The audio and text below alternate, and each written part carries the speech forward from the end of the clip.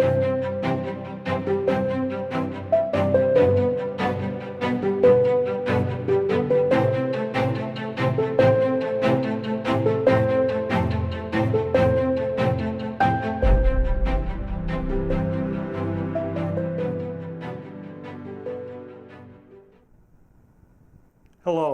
and thank you for attending our Fall Protection Seminar.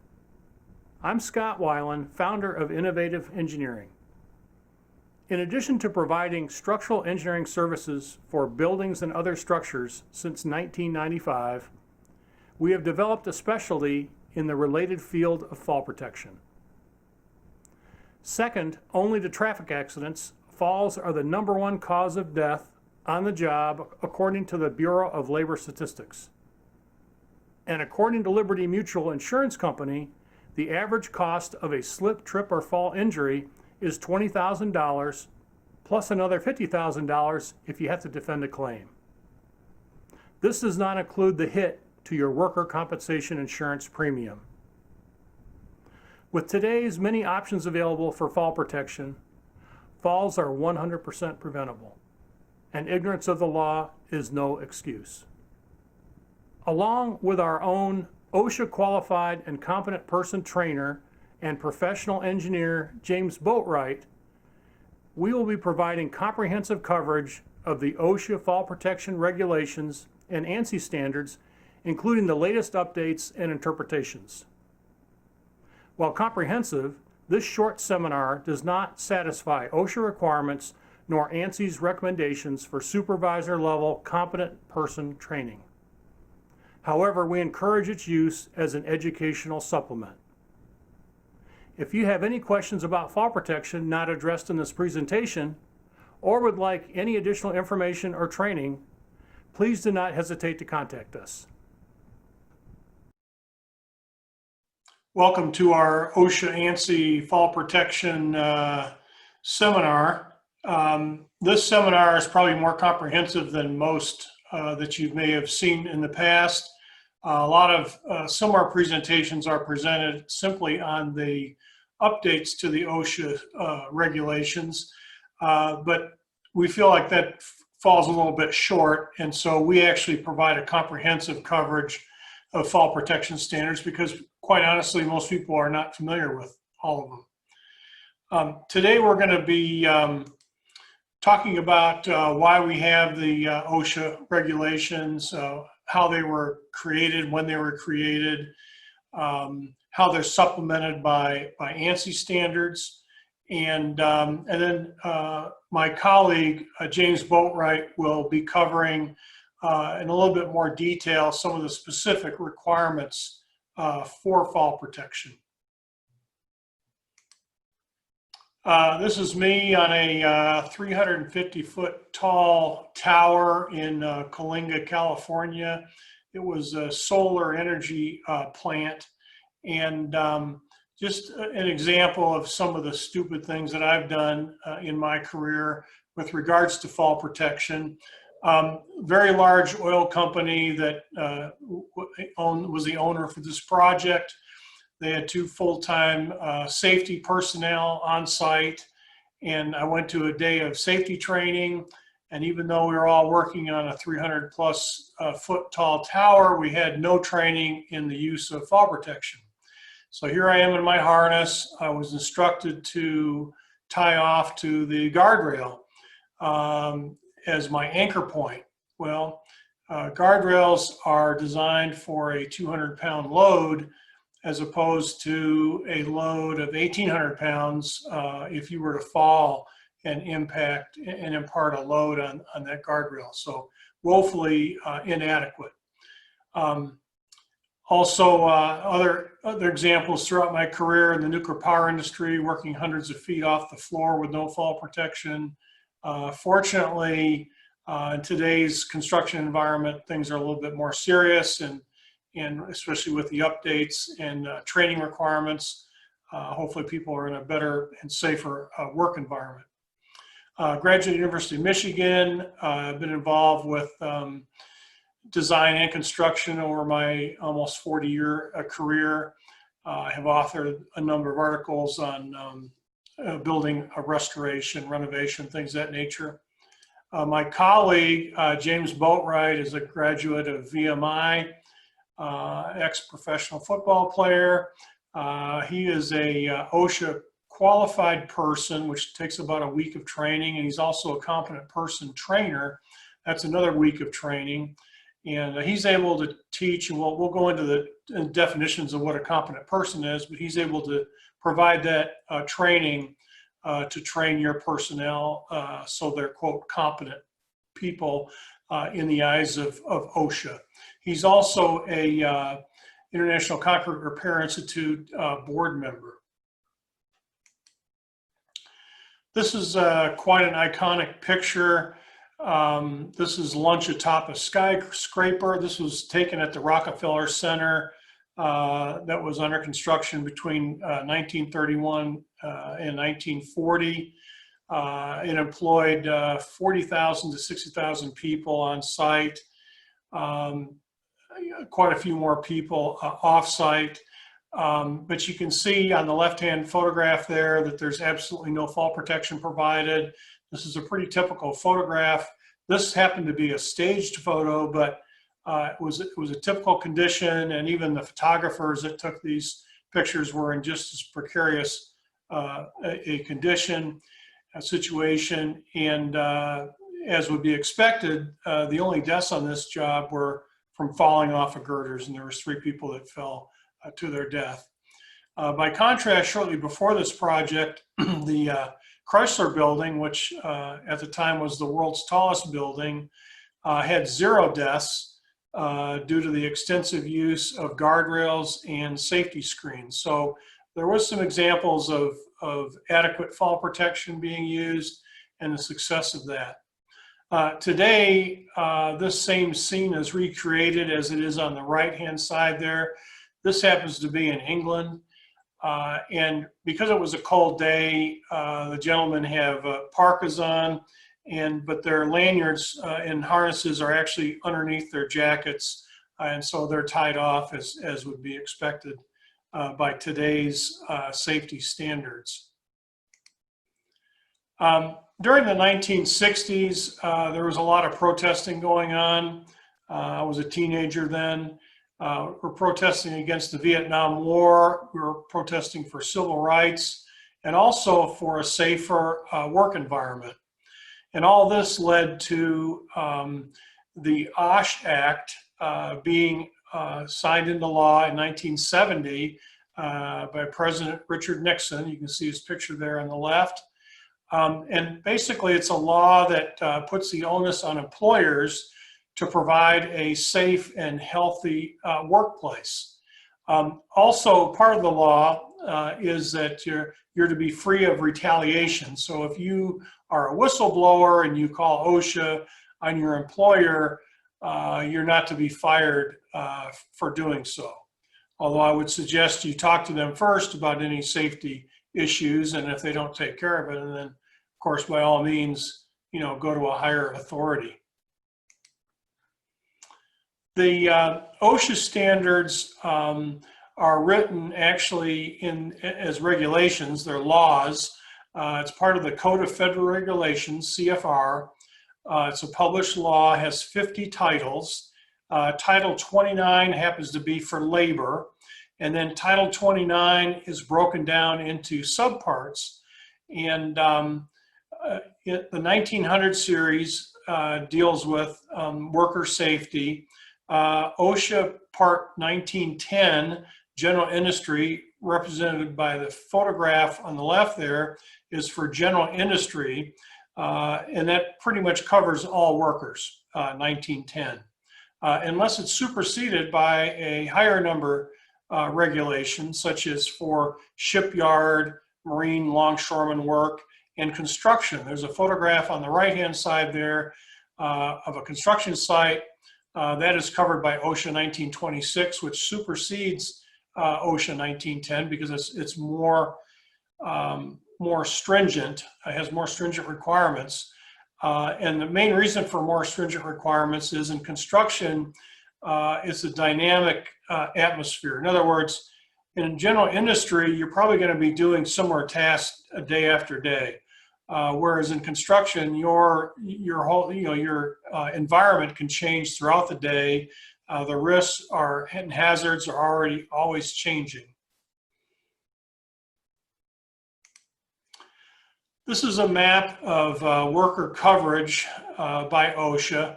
The light blue states are states that have OSHA approved state plans. And at one time, all the states had their own safety program. This was before 1970. After 1970, when OSHA was established, it was established in part to try to maintain consistency throughout the states on what their safety requirements were. You can have your own state plan. That was the original idea, but it kind of fell by the wayside. But a state plan has to meet or exceed the federal OSHA requirements. The dark blue states are states that are covered by federal OSHA. In other words, there's not a state plan. And then the crosshatch states have a state plan, but the state plan only covers local employees, local government employees. What's a little bit unique about the OSHA requirements, in particular the federal requirements, is the state and local government workers are exempt, as are self-employed people, immediate family members of farm employers, or if there's a workplace hazard that's regulated by some other federal agency. There happens to be quite a few state workers, and local workers. There's 8 million state and local government workers that are not covered by federal OSHA, and over about 500,000 in Georgia.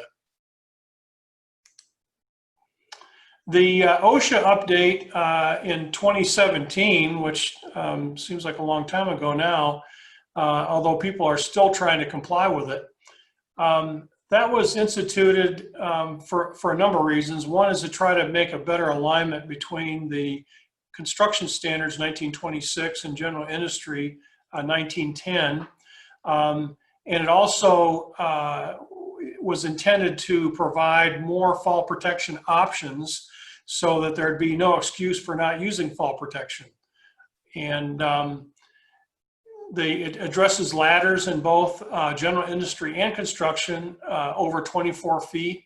There's requirements for a personal fall arrest or ladder safety system that's got to be in place either for a new ladder or all ladders by 2036.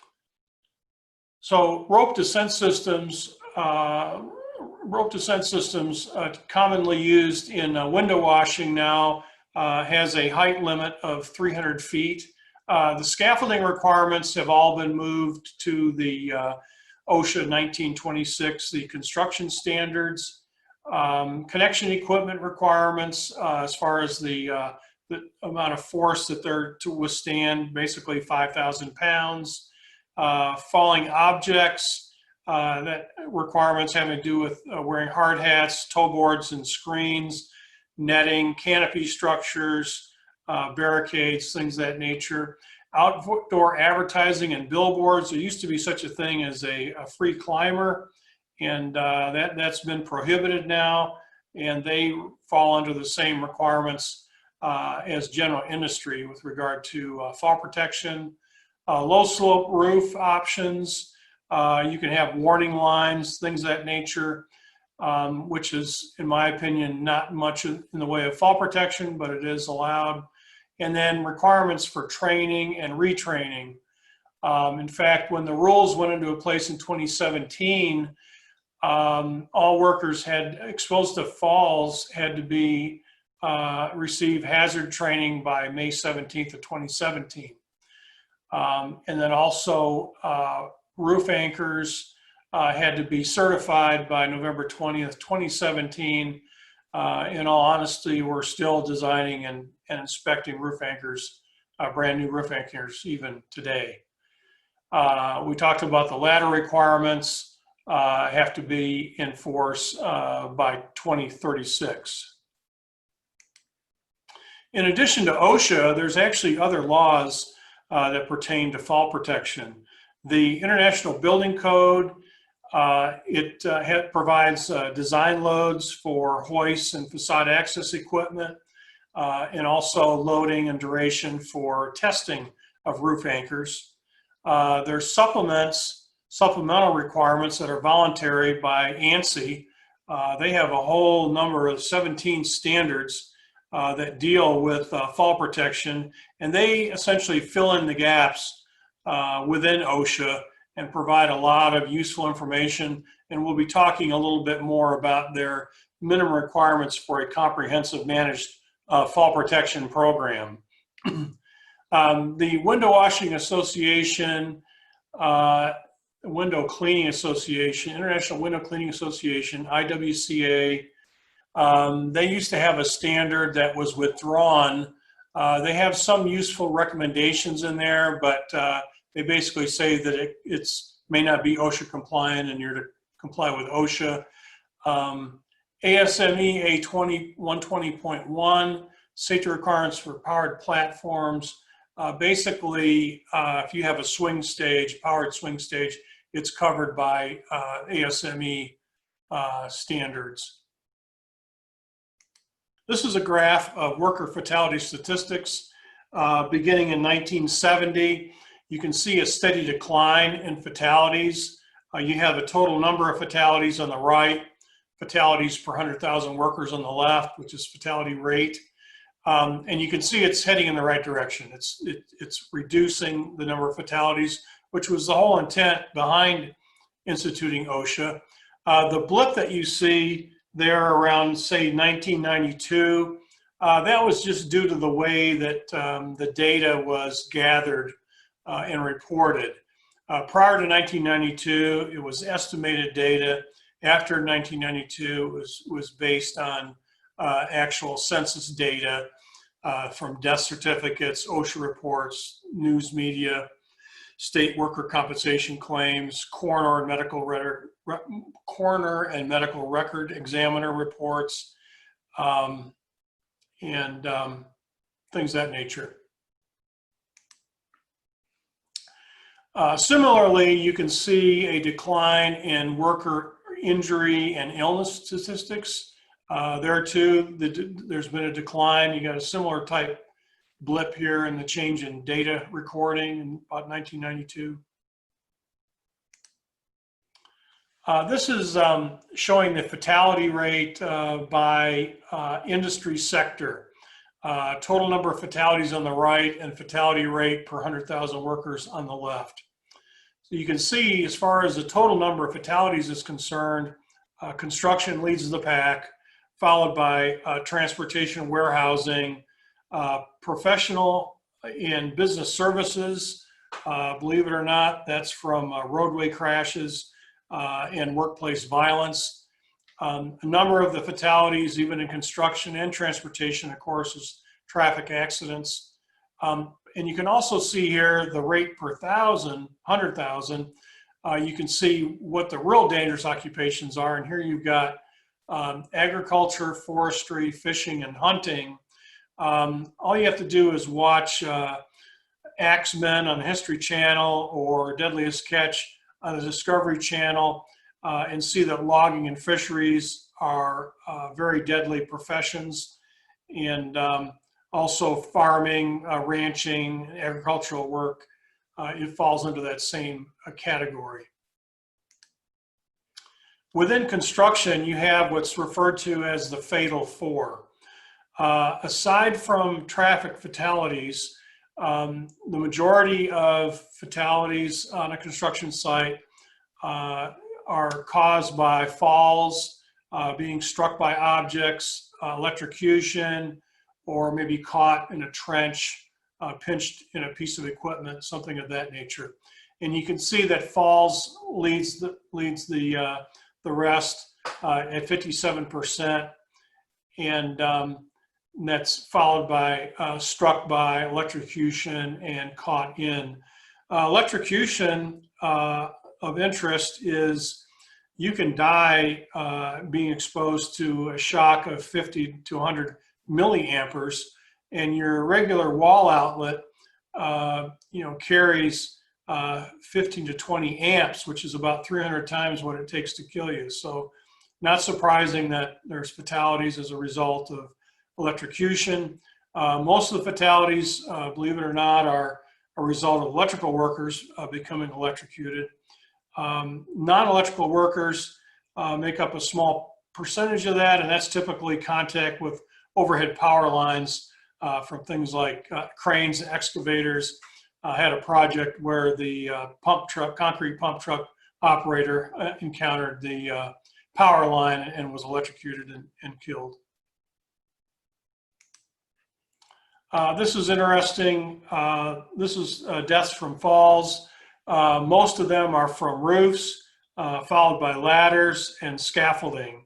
And then you've got the other ones on the left-hand side there, girders, non-moving vehicles falling from a higher level to a lower level, and then falling on the ground or off a loading dock.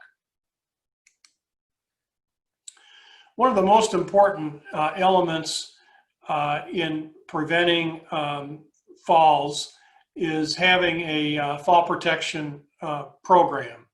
ANSI is an excellent reference for setting up a policy, and it has to be set by top management. You've got to have your top management buy into the program, and institute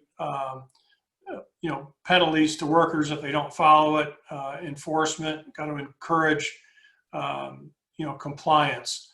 They will in turn assign an administrator to set up the program and administer it, and then that includes training of competent people, which are like your supervisors, managers, things of that nature, and then training your workers and trying to eliminate and control hazards, provide training as far as rescue is concerned, investigate incidences, near misses, actual falls, and reevaluate the program and continually modify it and improve it.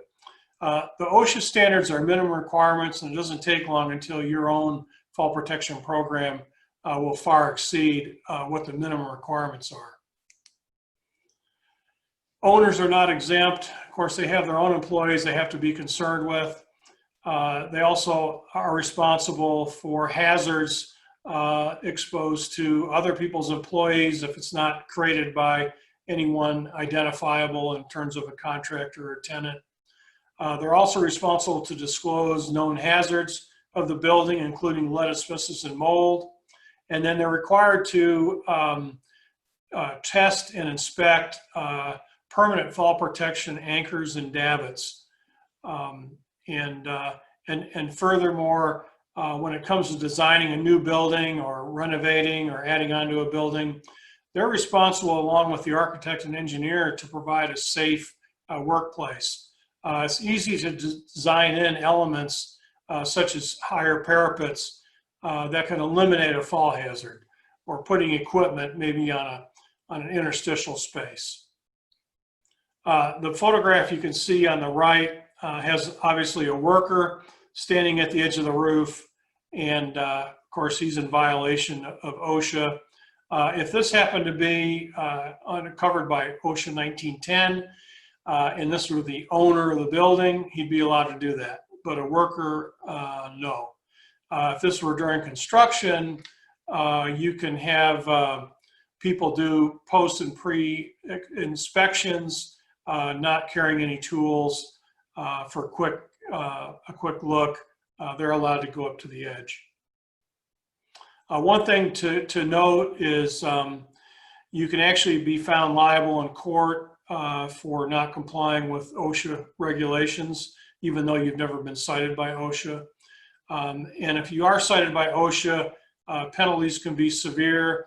It can be up to 6 months for a misdemeanor, or decades if you're found guilty of a criminal felony. The responsibilities, we mentioned the owner, followed by the program administrator.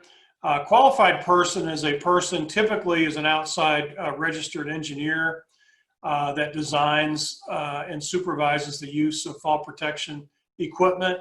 A competent person is typically a supervisor level, superintendent, foreman who's been trained in fall prevention, and in turn can train his workers. The workers are called authorized persons, and it's up to the competent person to train the authorized person in the use of fall protection equipment and identification of hazards. There's also competent rescuers, authorized rescuers, and then trainers. James Boatright happens to be a competent person trainer, and they have renewal training requirements that they've got to comply with themselves. Training, your foreman, manager, superintendent would be responsible for training his workers on the nature of the hazards. In construction, as I mentioned, they're constantly changing. And he would go into the procedures, what the fall protection options are, the procedures for using it, inspecting it, limitations of the equipment, and what the employee's role is in implementing the use of fall protection. A administrator or foreman, superintendent, they might be responsible for conducting a fall hazard survey. You're looking at unprotected edges, floor and roof openings, wall openings, any trigger that would require the use of fall protection. They're really looking for not only where the worker's going to wind up working, but 100% coverage, accessing that work location as well as egressing that work location.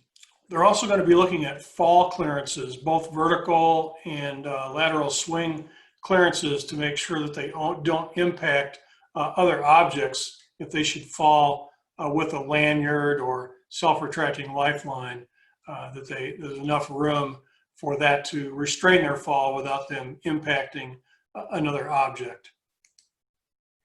This is a partial list of triggers. There's a lot of similarity between general industry and construction. Some of them are identical. The unprotected edge and wall opening, the trigger for general industry is 4 feet, where it moves up to 6 feet for construction. Other than that, all aerial lifts require the use of fall protection. Scaffolds over 10 feet are all covered by OSHA 1926, so they have the same trigger. A scissor lift is actually considered a scaffold as long as there's guardrail and you're not leaving the platform. Any work over dangerous equipment, you've got to have fall protection, and of course fixed ladders over 24 feet. This is a hierarchy of elimination and controlling falling hazards.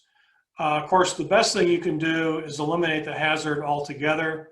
We'll see some examples of that on an upcoming slide, followed by the use of guardrails, where you provide like a passive type system.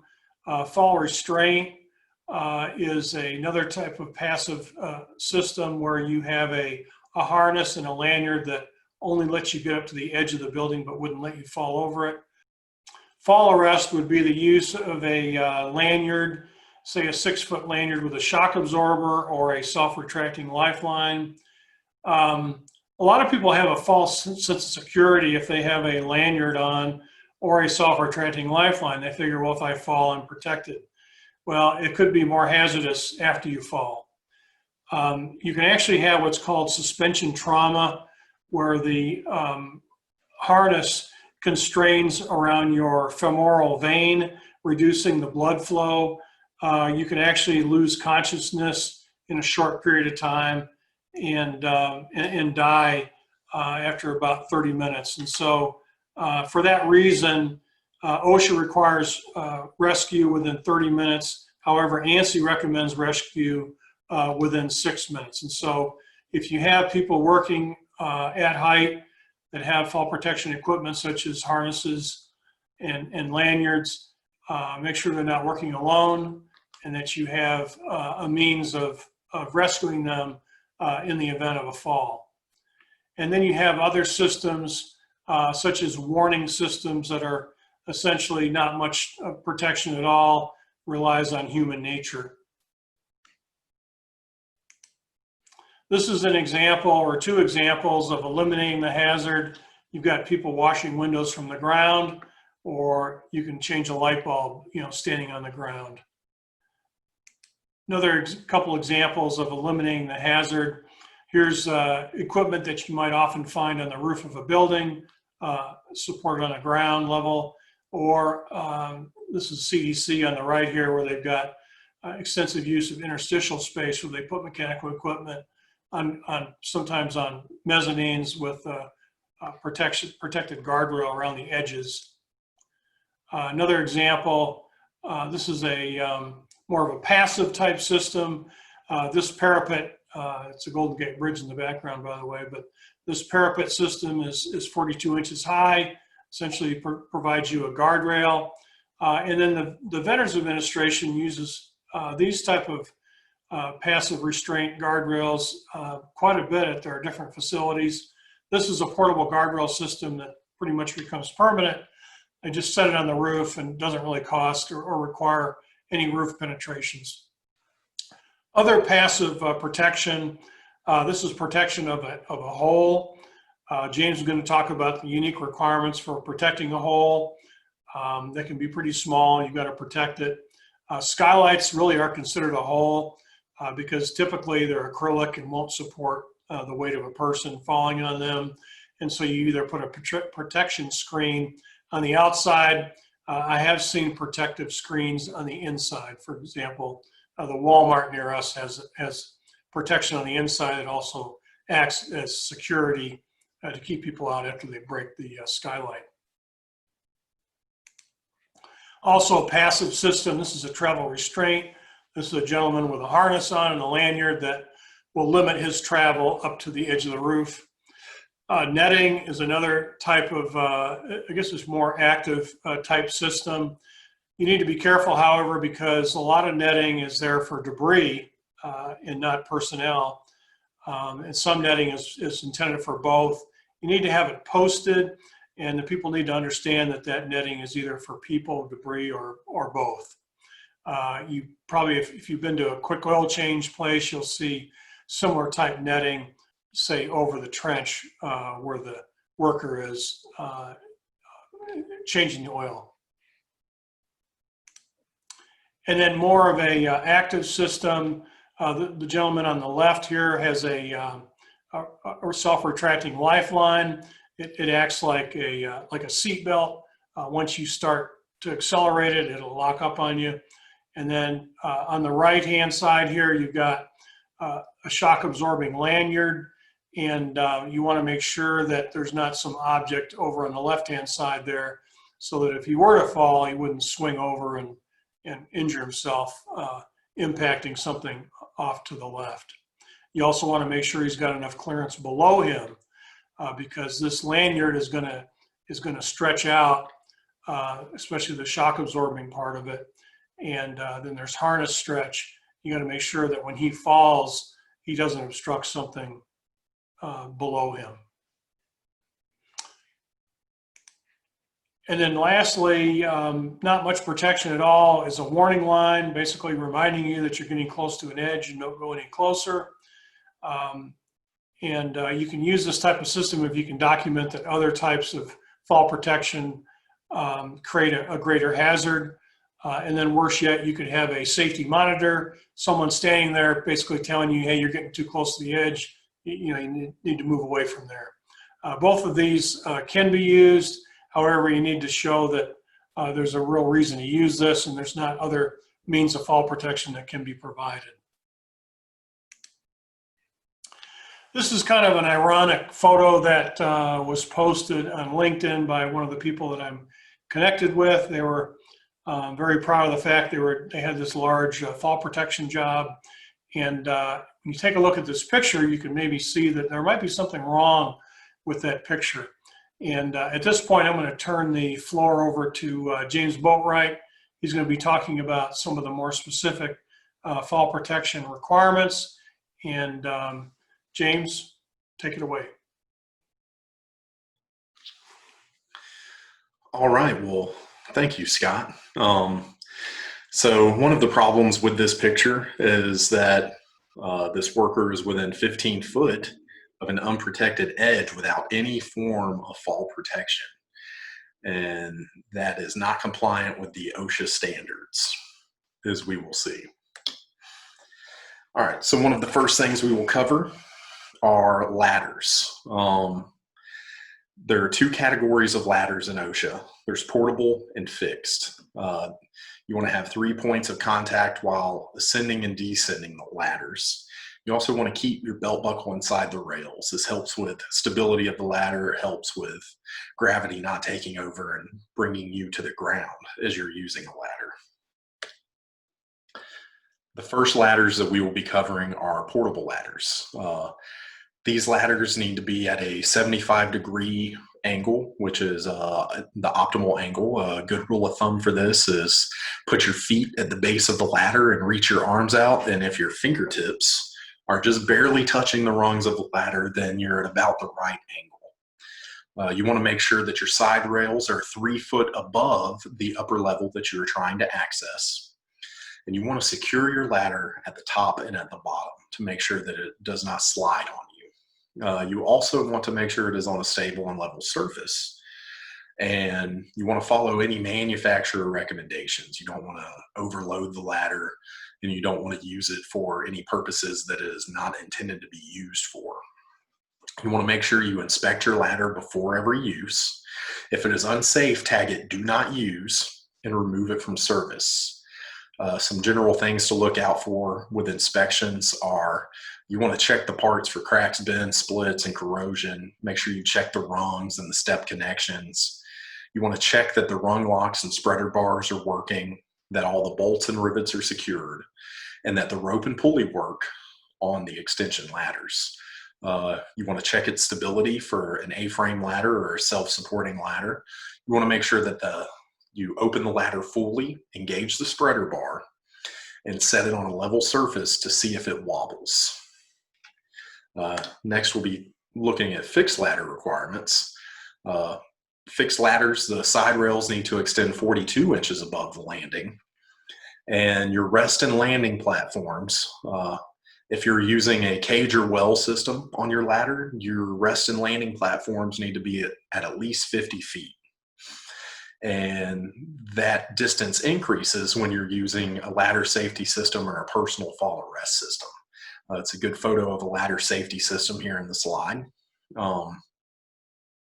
Now, OSHA has changed some of the requirements for ladders, and a good date to know is 11/19, because on 11/19/2018, any ladders that were installed before that date, well, they had 4 options of fall protection.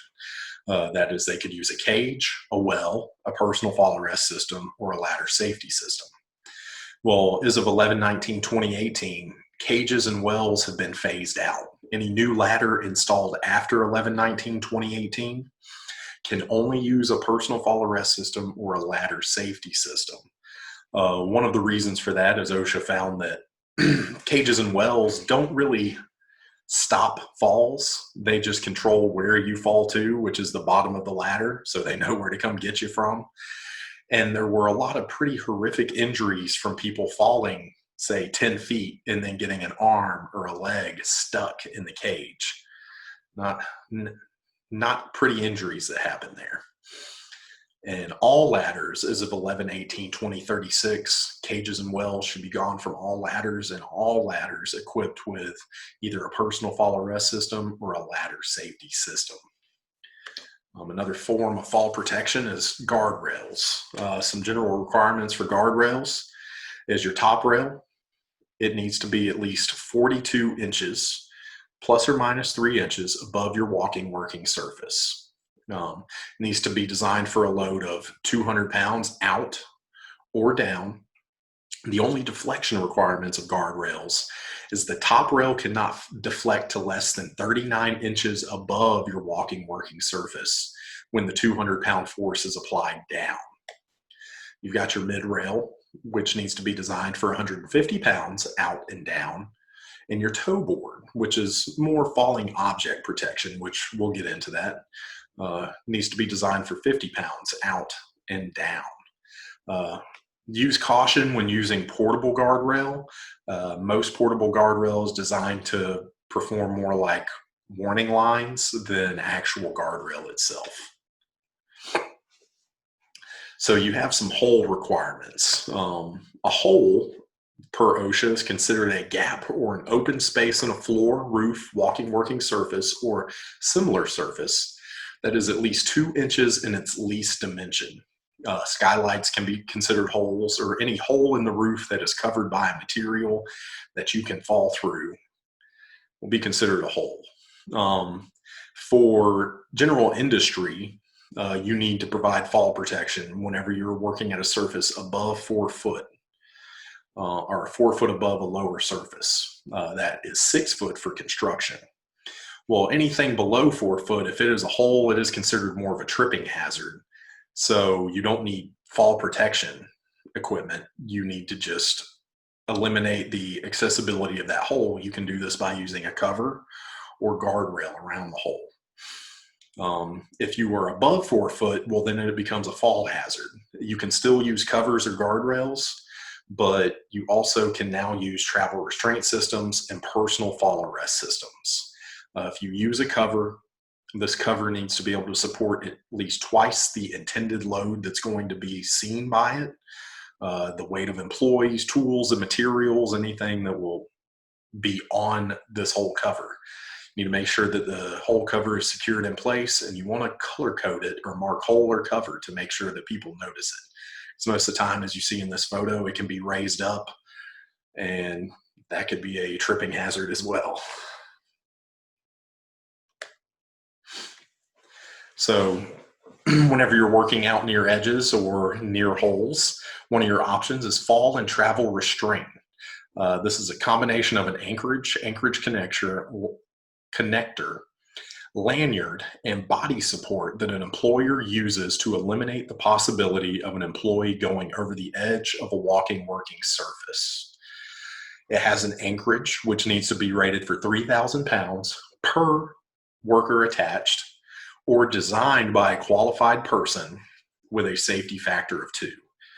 Your body support options in a fall restraint or travel restraint system are you can use a body belt or a body harness, and you're going to have connectors, which is your lanyard, your snap hooks, D-rings, and carabiners, which need to be rated for 5,000 pounds, and your snap hooks, D-rings, and carabiners must be proof tested for 3,600 pounds.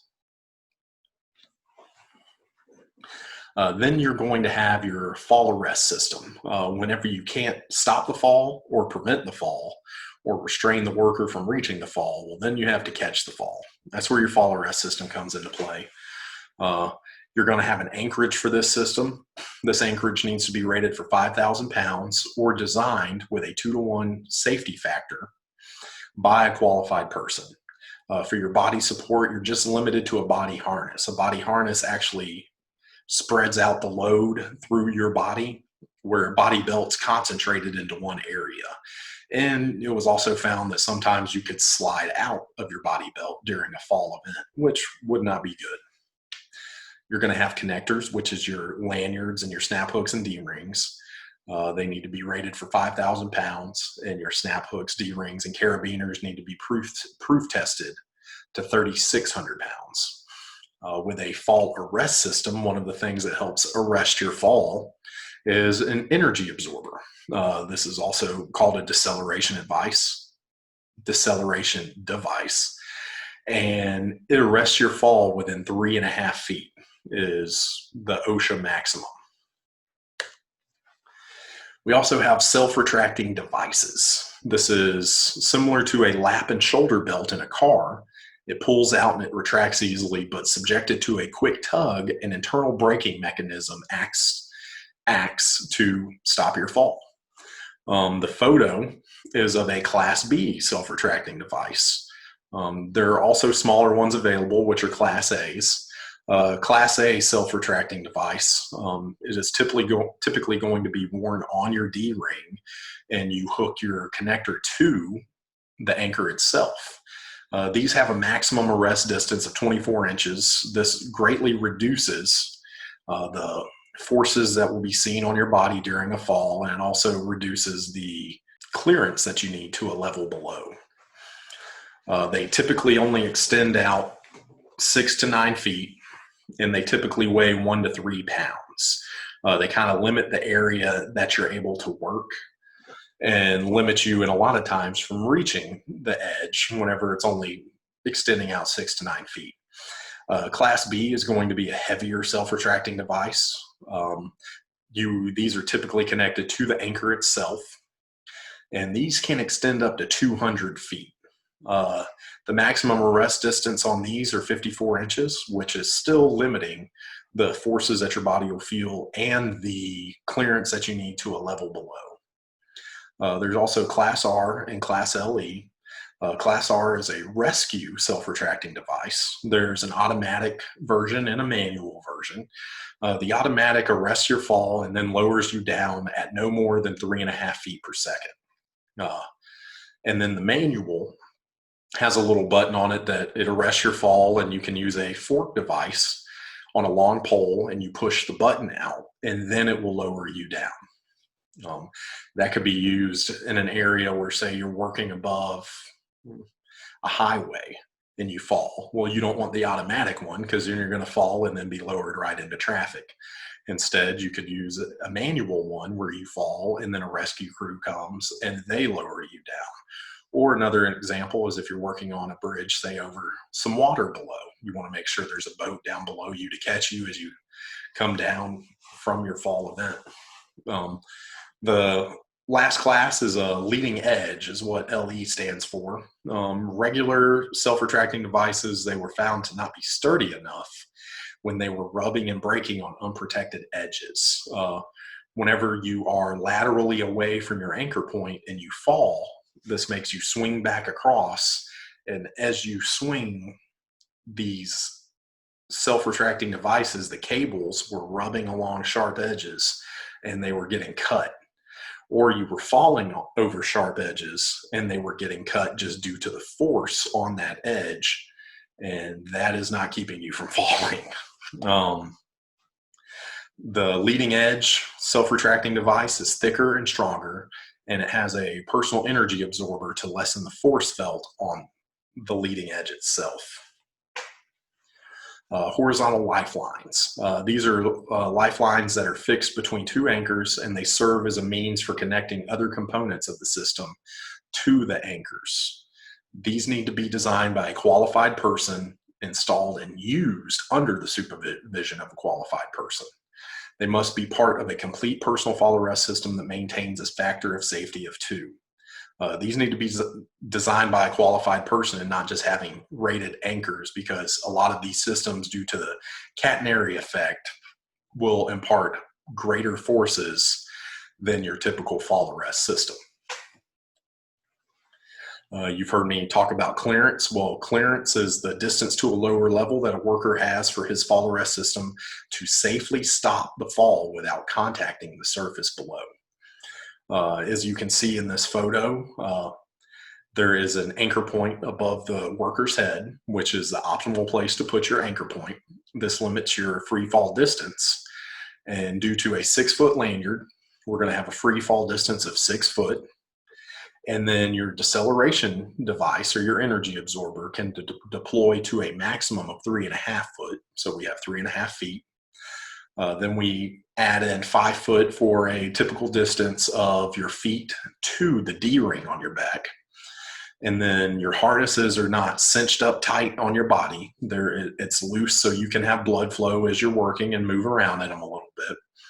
So this will cause about 1 foot of sag or stretch whenever you fall. And then we add in a safety factor of 2 because we really want to make sure you're not striking the surface below.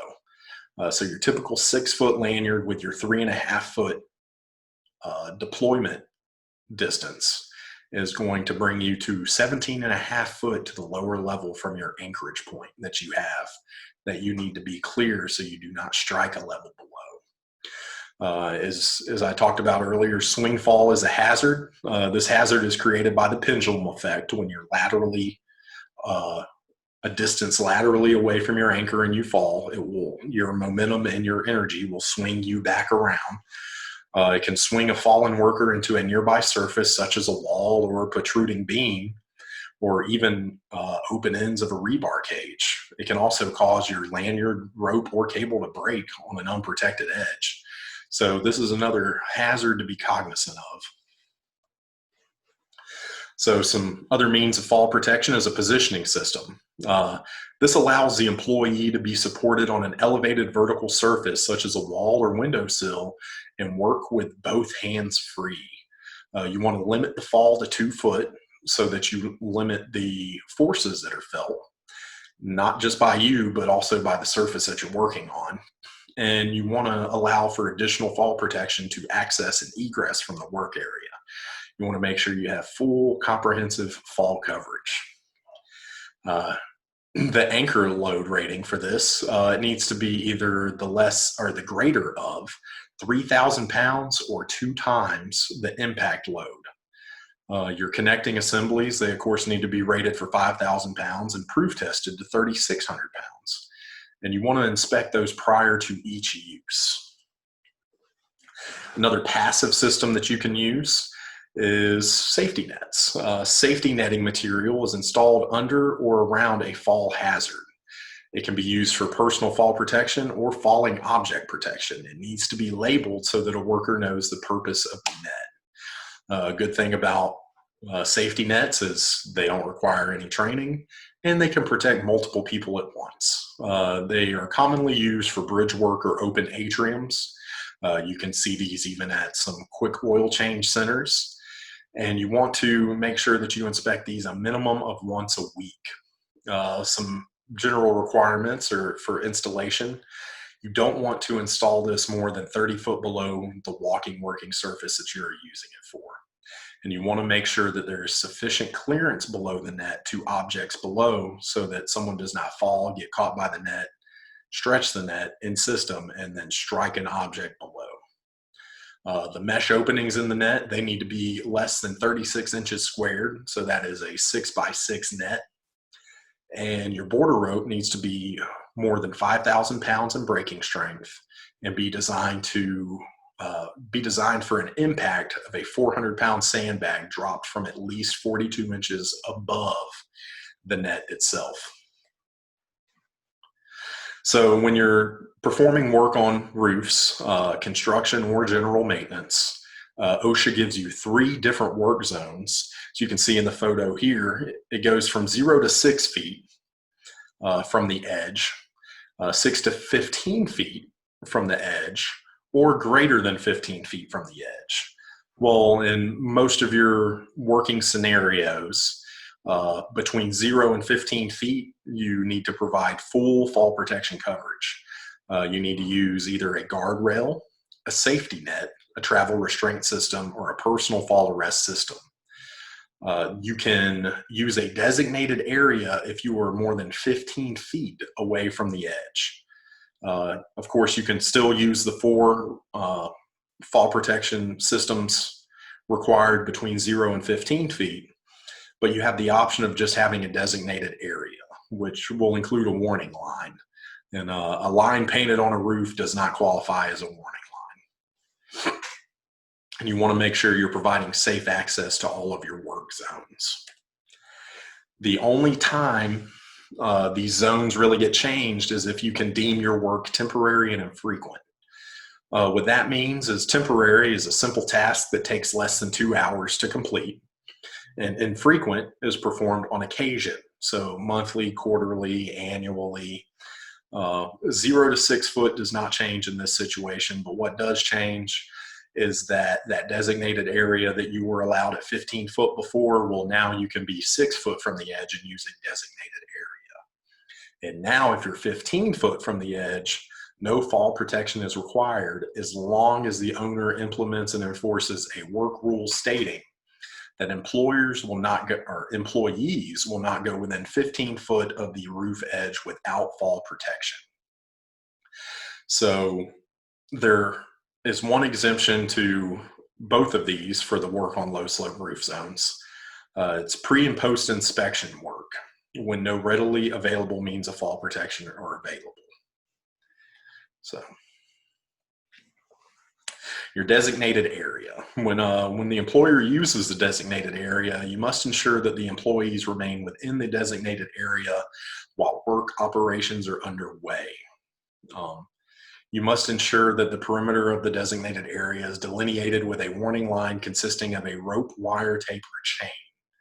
You want to erect the warning line as close to the work area as possible and make sure that it's anchored so that pulling on one section does not take up slack in another. You want to provide an access path to the designated area. This will be formed by 2 warning lines, and you want to block this path when it is not in use. For your warning line for industry, some of the requirements are that it's a rope, wire, tape, or chain. It needs to have a minimum of a 200-pound breaking strength, and it needs to be located between 34 and 39 inches above your walking working surface. It needs to be visible from greater than 25 feet and within anywhere in your designated area. And you want to make sure that your flagging is less than 6 feet apart, or a minimum of 6 feet apart. For construction standards, your warning line requirements change a little bit. Your rope, wire, tape, or chain needs to have a minimum of a 500-pound breaking strength. And your portable stanchions need to be capable of resisting a force of 16 pounds located 30 inches off of your walking working surface in the direction of the edge without tipping over. So as you move from your roof to actually going down the facade of your building, there's some facade access equipment. You've got davits and outriggers. These can help you get over the edge, and these are some requirements for those. Total system performance, it needs to be the greater of 2.5 times the rated load or the stall load of the hoist that you are using. You can assume 3 times the rated load for a stall load of the hoist if there is no restriction provided by the manufacturer. When you're designing outriggers, you need to make sure that they're designed for lateral stability and use at least 44% of the rated hoist load. And you want to make sure that you have a direct connection to the building itself. As you're assessing your facades, there's a couple of ways to do it, and one is a rope descent system. This is a suspension system that allows an employee to descend in a controlled manner and, as needed, stop at any point during the descent. So a rope descent system is, as you see in the photo there, it can be used by a window washer. There are limits to a rope descent system. They can only be used up to 300 foot unless you can prove that it is not feasible by any other means, or that other means pose a greater hazard, which can be difficult to do. They need to be inspected at the start of each work shift that it is to be used, and damaged or defective equipment needs to be removed and replaced immediately. RDS systems, rope descent systems, they must be used in accordance with recommendations and under supervision of a qualified person. Each employee using RDS must be trained according to OSHA 1910-30. And each employee must use a separate personal fall arrest system. In these systems, you will have 2 lines. One will be your descent line, and one will be your personal fall arrest line. And both of those need to be attached to 2 separate anchors. These anchors, they need to be rated for a minimum of 5,000 pounds, and they need to be tested and certified by 11/20/2017. So if they're not yet, then they need to be. Your body support for rope descent systems is going to include your harness, your lifeline, and your personal fall arrest system. You will also be using a bosun's chair that needs to be rated for at least a 300-pound point load. And your connectors need to have a minimum rating of 5,000 pounds and be proof tested to 3,600 pounds. You need to provide prompt rescue in the event of a fall. And rope must be protected where it can contact a sharp or rough edge, open flames, hot work, or corrosive chemicals. And you cannot use RDS systems in hazardous weather conditions. And also, all tools used must be secured to prevent being dropped. So another option is industrial rope access. This is a form of work positioning which applies practical rope work to allow workers to access difficult to reach locations without the use of scaffolding cradles or an aerial work platform. RA technicians are exempt from the 300-foot rule, and that is because they have more training than RDS systems do. They have more stringent requirements, and they don't have to use the RDS designated anchors. Due to industrial rope access training, they can deem anchors necessary as they see fit. IRA technicians can ascend and descend. Not only can they drop down the face of the building, they can go back up it. And this, of course, is because they have more training than RDS systems do. Our last form of fall protection, but not the least, is our protection from falling objects. Kind of the most common protection from falling objects that you see is a hard hat. Some other options are, like you see with your guardrails, you've got your toe boards or screen on guardrails to keep your tools from actually falling off the walking working surface. As you see in the photo here, another option is a canopy structure. This is a structure where either workers or civilians or just people passing by can be covered by this canopy structure and safely walk by without tools falling from a surface above and striking them. Another option that you have is to also barricade the area into which objects can fall and just keep people from accessing that area at all. So that will do it for our fall protection presentation. Please let us know if you have any questions. Thank you.